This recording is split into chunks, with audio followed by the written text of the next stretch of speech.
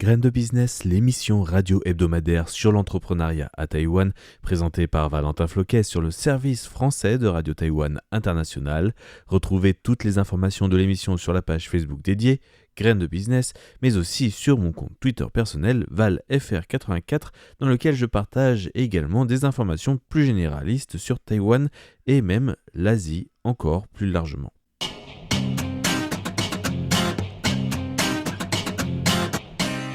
L'entretien Graines de Business.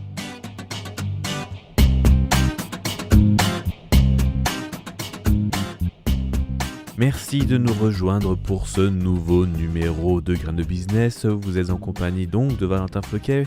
Je vous remercie à tous, fidèles auditeurs de Radio Taïwan International et de l'émission Graines de Business, de me faire confiance pour un nouveau numéro sur l'entrepreneuriat, dans lequel nous allons poursuivre un peu notre histoire de la semaine dernière en compagnie de Yu Chunping, qui est un entrepreneur taïwanais qui vit aux États-Unis et qui a lancé sa société qui s'appelait Fire Technologies, ou en français FIAR Technologies.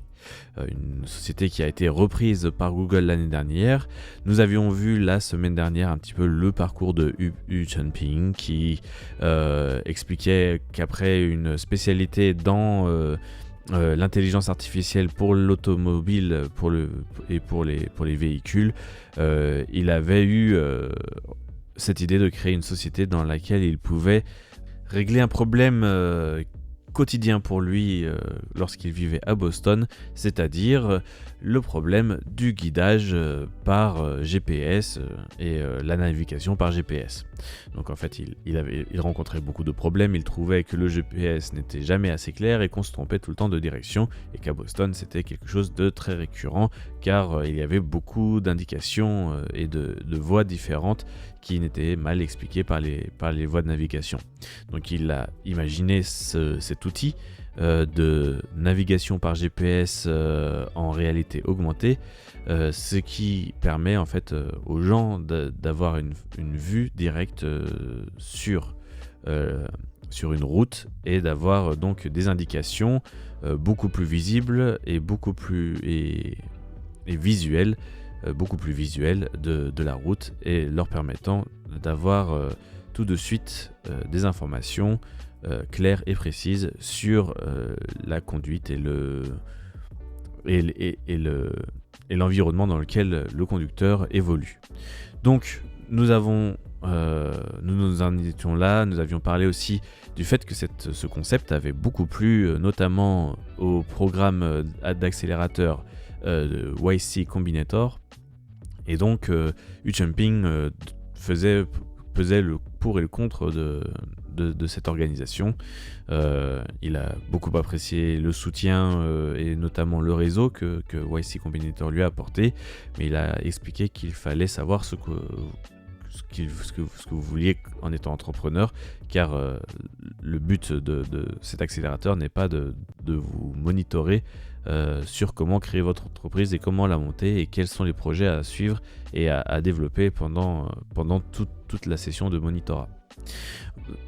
Voilà donc pour cette première partie. Dans cette deuxième partie que nous allons entamer tout de suite, nous allons retrouver Yu Chunping pour une partie un peu plus technique sur laquelle la suite en fait de l'histoire. Donc à la base, il voulait créer l'application pour le téléphone, et il va nous expliquer pourquoi cela a changé. Voilà, je vous laisse tout de suite en compagnie de Yu Chunping, et il nous parle donc du développement pour le téléphone pour commencer. La première chose est que tout le monde veut être le premier à sortir la conduite autonome, mais chacun est très optimiste quant à la date de sortie sur le marché et la date d'homologation sur la route. De nos jours, on voit de grandes avancées dans le domaine, comme chez Tesla ou d'autres fabricants, mais cela reste un soutien de conduite, une assistance un peu comme les systèmes ADAS. Cela va encore prendre du temps avant que ce genre de système soit déployé. Et même quand ce sera techniquement possible de rendre la technologie disponible, ce ne sera pas une voiture que tout le monde pourra acheter.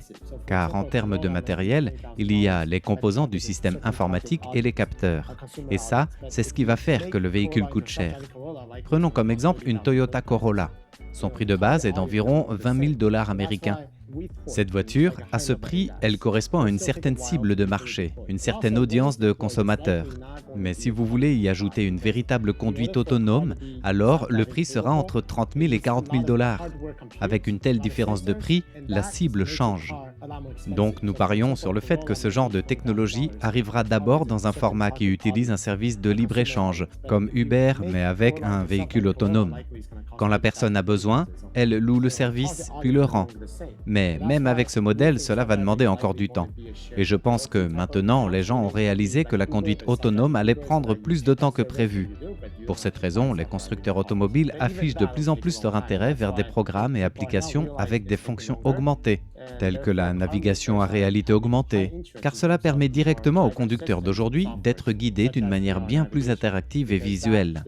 Cette technologie est bien plus choisie que les systèmes de conduite autonome qui ont encore du chemin à parcourir. Et en effet, Hu Chunping n'a pas tout à fait tort quant au retard qu'a pris la conduite autonome. Il suffit de voir en fait les projets de Tesla, qui est une des sociétés leaders dans le véhicule électrique, en tout cas celui de consommation et de grand public. Et en effet, le plan d'Elon Musk était qu'il y avait un master plan en 3 phases. La première phase était la démocratisation de la voiture électrique. La deuxième était notamment d'améliorer les capacités et les performances des batteries, mais aussi de développer et de rendre possible la conduite autonome, ou en tout cas de s'y rapprocher. Sur ce point-là, apparemment, Tesla a pris beaucoup de retard, et sur cette phase 2, c'est le seul point où Tesla n'a pas rempli le cahier des charges. Cependant, cela n'empêche pas Tesla d'annoncer une phase 3 et avec normalement une journée de démonstration qui devrait arriver dans les semaines, voire mois à venir. Voilà, donc je voulais rappeler un petit peu ce côté-là sur Tesla. Cependant, il y a un point un peu problématique sur ce que présente Hu Chunping. Il explique que normalement, son système est beaucoup plus simple que la conduite autonome. Mais à quel point, qu'est-ce qui est plus facile, qu'est-ce qui est plus difficile, il nous explique cela tout de suite. In some ways easier, in some ways harder. Easier, I think everybody understands the concept of self-driving. Dans un sens, c'est plus facile. Dans un autre, c'est plus difficile. C'est plus facile car tout le monde comprend facilement l'idée derrière la conduite autonome. La navigation à réalité augmentée est un concept beaucoup plus compliqué et qui n'existait pas il y a 5 ans quand nous avons commencé notre projet. Plusieurs années plus tard, la réalité augmentée s'est beaucoup démocratisée avec l'ascension de la réalité virtuelle. Donc maintenant, les gens arrivent à associer le concept de réalité augmentée auquel ils associent rapidement le fait de rendre visuelles et interactives les indications. Donc l'idée de réaliser un tel produit est plutôt sans détour. Mais le fait de vouloir l'apporter sur des supports aussi petits qu'un smartphone ou pire encore, directement à une voiture qui a des ressources informatiques bien inférieures à celles d'un smartphone. Néanmoins, nous devons atteindre une technologie qui doit être aussi précise qu'un véhicule autonome, notamment en ce qui concerne l'analyse de l'environnement et la gestion de la trajectoire, d'alignement ou encore d'estimation du positionnement en temps réel, qui est vraiment difficile.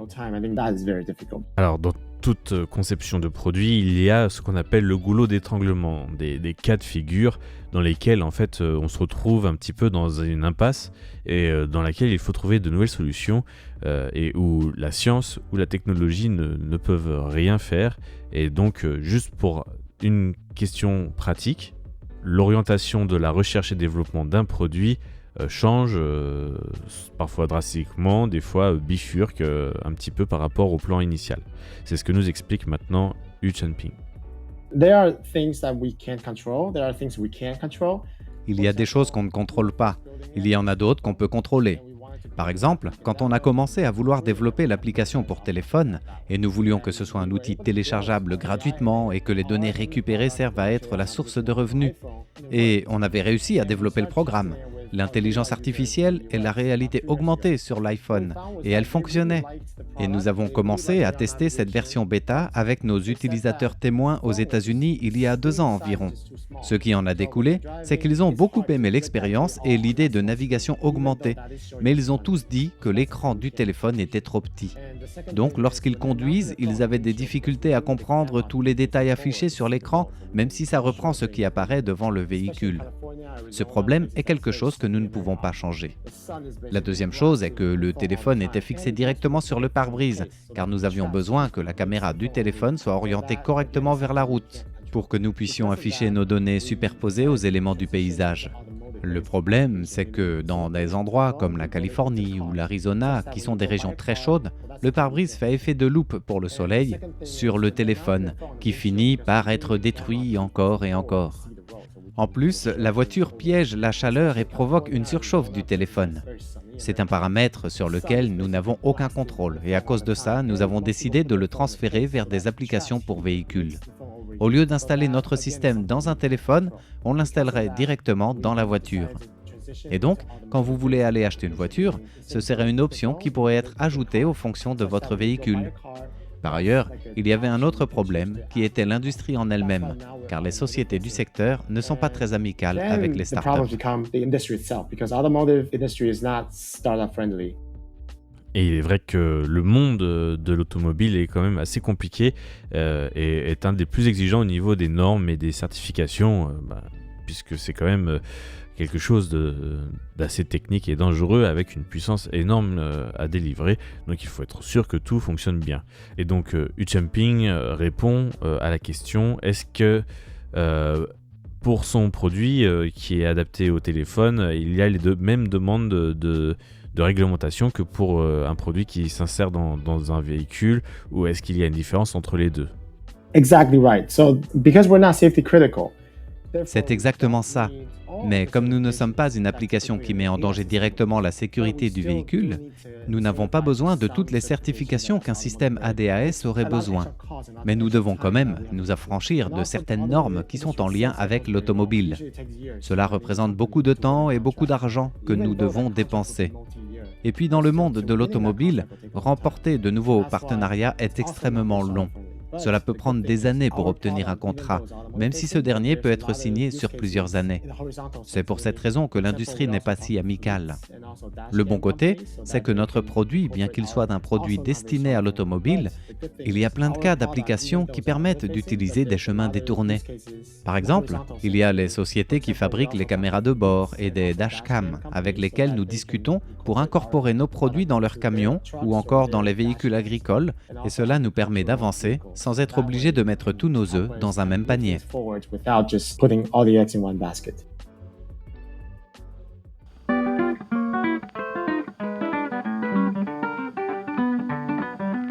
C'est donc sur cette petite expression « on ne met pas tous les œufs dans un même panier pour pouvoir sauvegarder sa société » que nous terminons ce numéro de Grain de Business.